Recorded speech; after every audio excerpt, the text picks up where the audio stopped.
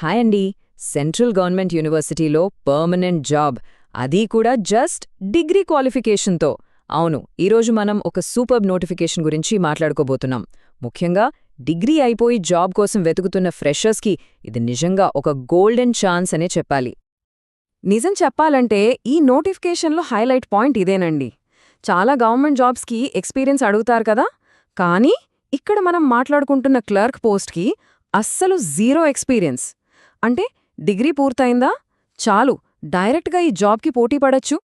అంతేకాదండోయ్, salary విషయం తెలిస్తే ఇంకా షాక్ అవుతారు. లోయర్ డివిజన్ క్లర్క్గా జాయిన్ అయిన ఫస్ట్ మంత్ నుంచే చేతికి దాదాపుగా 45,000 రూపాయలకి పైగా శాలరీ వస్తుంది. ఒక్కసారి ఆలోచించండి, ఒక ఫ్రెషర్కి ఇంత మంచి స్టార్టింగ్ అద్భుతం కదా. సరే, మరిన్ని వివరాల్లోకి వెళ్ళిపోదామా? ఈ జాబ్స్ ఎక్కడ ఉన్నాయనుకుంటున్నారా? ఇవి మన భారత ప్రభుత్వ విద్యామంత్రిత్వ శాఖ కింద పనిచేసి సెంట్రల్ సంస్కృత్ యూనివర్సిటీలో పడ్డాయన్నమాట.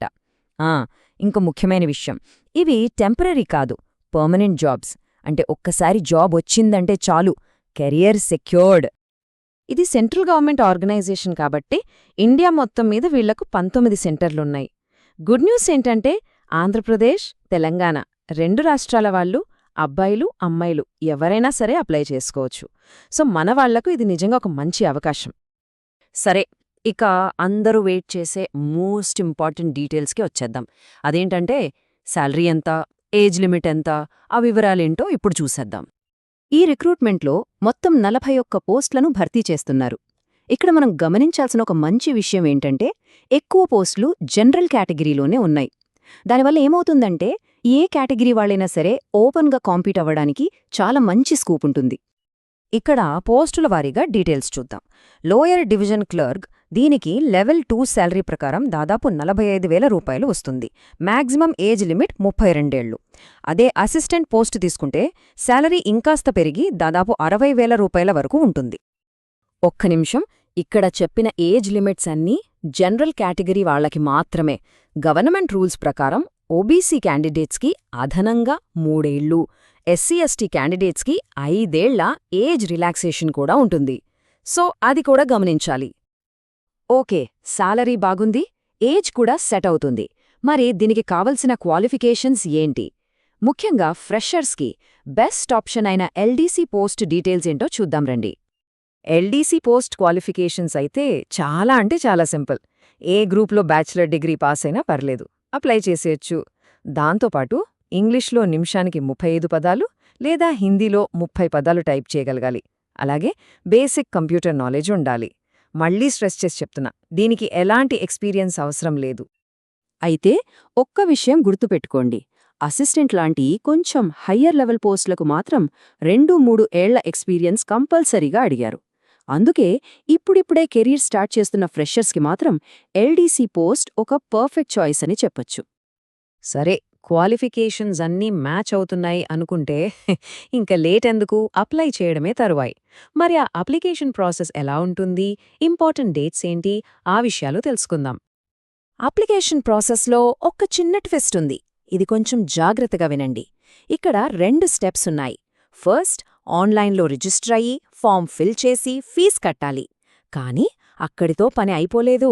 రెండో స్టెప్ ఏంటంటే సబ్మిట్ చేసిన ఆన్లైన్ ఫామ్ని ప్రింటౌట్ తీసుకుని దాన్ని పోస్ట్ ద్వారా వాళ్లు చెప్పిన అడ్రస్కి పంపించాలన్నమాట. ఈ 2 కంప్లీట్ చేస్తేనే అప్లికేషన్ యాక్సెప్ట్ చేస్తారు.